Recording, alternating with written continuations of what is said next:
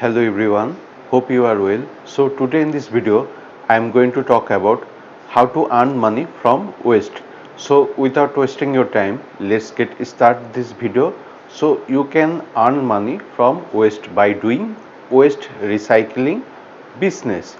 As for example, you can collect waste and you can recycle it to create the recycled product. So in order to earn money from waste, you should do waste recycling business.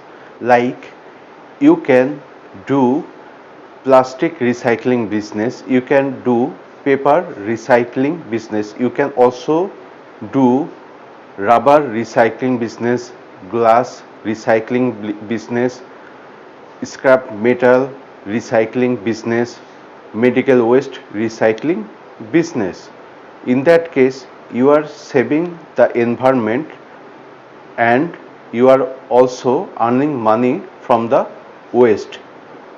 Now, how much money you will need to start the waste recycling business? Basically, you will need US dollar 30,000 to US dollar 70,000 to start the waste recycling business depending on your business. So that's the end of this video. I will come again with another new topic. Till then, goodbye.